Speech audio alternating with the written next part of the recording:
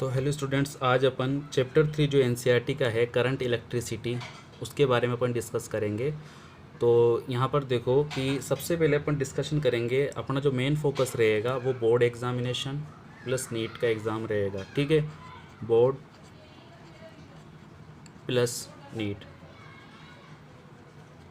ठीक है, अब देखो फर्स्ट ऑफ ऑल मैं तुम्हें बताना चाहता हूँ कि सबसे पहले अपन जो नीट एग्जामिनेशन होता है उसका लेवल क्या होता है, किस हिसाब से क्वेश्चंस आते हैं उसको डील करना आना चाहिए आपको।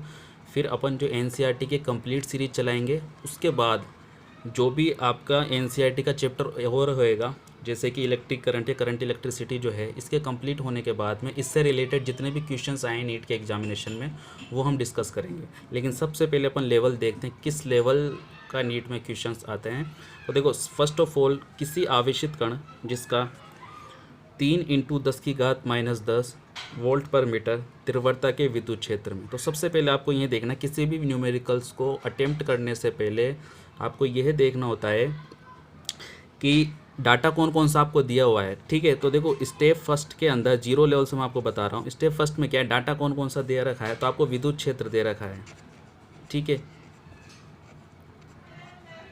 विद्युत क्षेत्र आपको दे रखा है कितना, 3 × 10⁻⁻10 वोल्ट मीटर -1।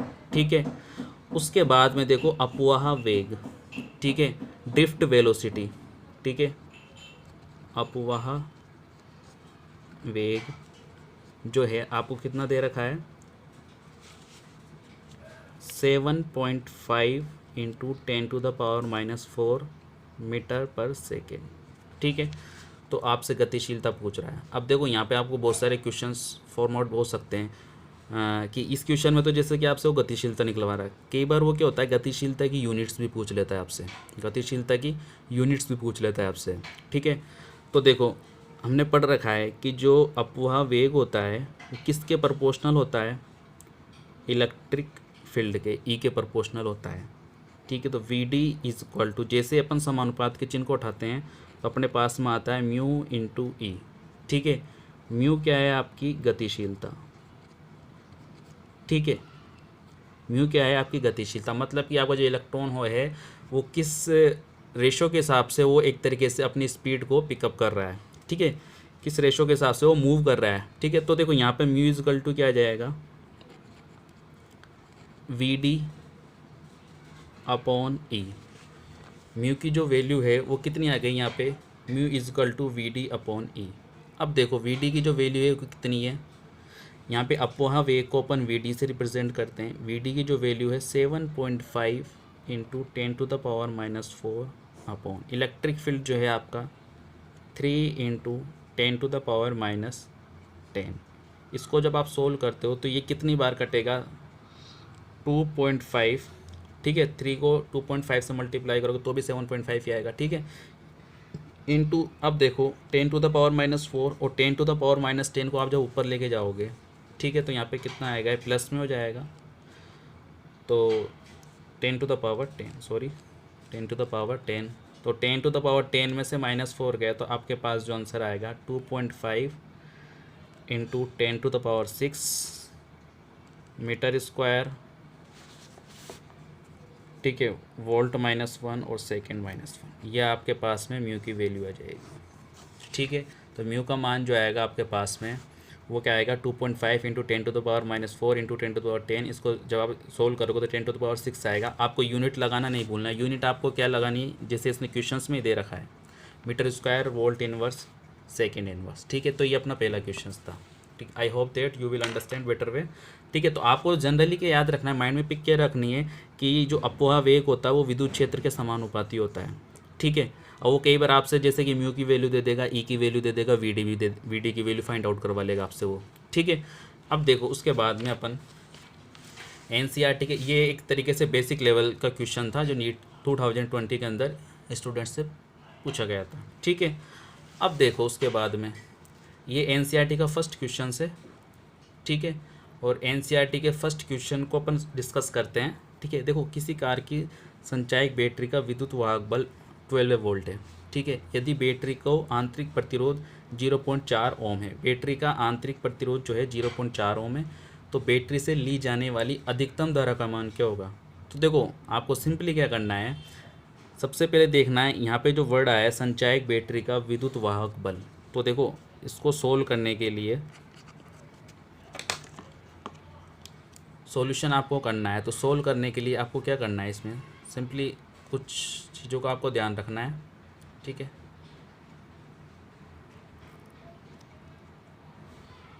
अब देखो यहाँ पे विद्युत वाहक बल, विद्युत वाहक बल, जो भी डाटा आपको गिवन है सबसे पहले वो राइट डाउन कर लो। यहाँ पे क्या गिवन है, विद्युत वाहक बल कितना है आपके पास में 12 वोल्ट। ठीक है, आंतरिक प्रतिरोध जो है, आंतरिक प्रतिरोध जो है आपका वो कितना है, आंतरिक प्रतिरोध को हम स्मॉल आर से रिप्रेजेंट करते हैं, वो है 0.4 ओम। ठीक है, तो आपसे क्या पूछ रहा है वो, आई की वैल्यू फाइंड आउट कीजिए, दैट मीन्स अधिकतम धारा ज्ञात कीजिए, अधिकतम धारा ज्ञात कीजिए। ठीक है, अब देखो यहाँ पर अधिकतम धारा आपको ज्ञात करनी है। तो देखो इस केस में आपको क्या करना है, संचायक बैटरी है, सबसे पहले बैटरी का आपको एक सर्किट डायग्राम क्लियर होना चाहिए। बैटरी का सर्किट डायग्राम क्या होता है, जैसे कि ये तो होता है उसका विद्युत वाहक बल। ठीक है, और ये होता है बैटरी का स्मॉल आर आंतरिक प्रतिरोध, आंतरिक प्रतिरोध। ठीक है, ये एक जनरल डायग्राम होता है। ठीक है, ये क्या होता है, एक जनरल डायग्राम होता है। तो अधिकतम धारा का मान पूछ रहा है वो। ठीक है, तो देखो ध्यान से, इस सर्किट को यदि कंप्लीट करते हैं, करंट तभी फ्लो होगी जब सर्किट क्या होगा, क्लोज होगा। ये बात आप याद रखिए, सर्किट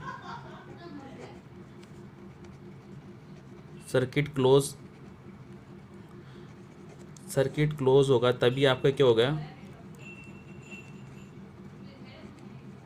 करंट फ्लो होगी।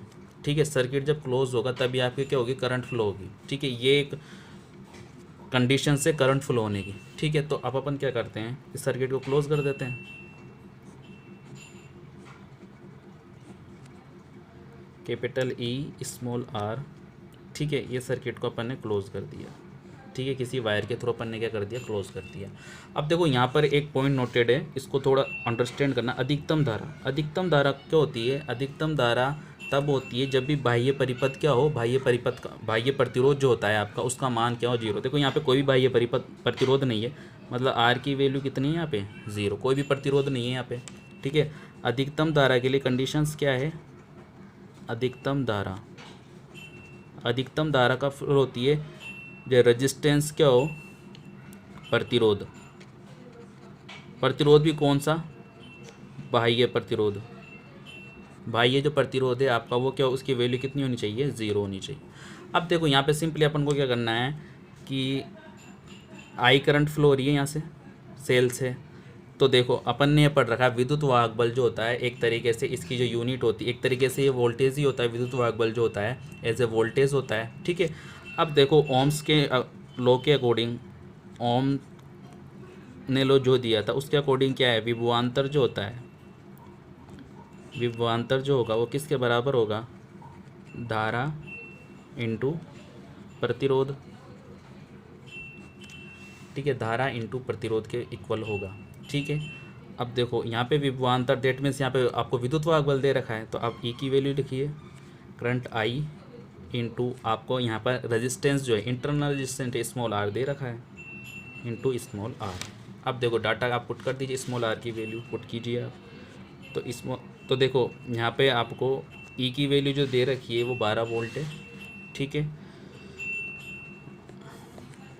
आई इंटू स्मॉल आर जो है आपका 0.4 ओम। तो देखो आई इज इक्वल टू यहाँ से कितना आ जाएगा आपके पास में, 12/0.4। देट मीन्स पॉइंट का आप उठाओगे तो यहाँ एक 0 आएगा, तो यहाँ पर कितना आ जाएगा सर, 30 एम्पियर। ठीक है, तो देखो वैसे तो इक्वेशन बहुत ही सिंपली हो सकता था, जैसे कि अगर आपको मान लो ये तो बोर्ड के एग्जाम में आप इस तरीके से करोगे सर्किट डायग्राम बना के, तो आपको बेटर नंबर मिलेंगे।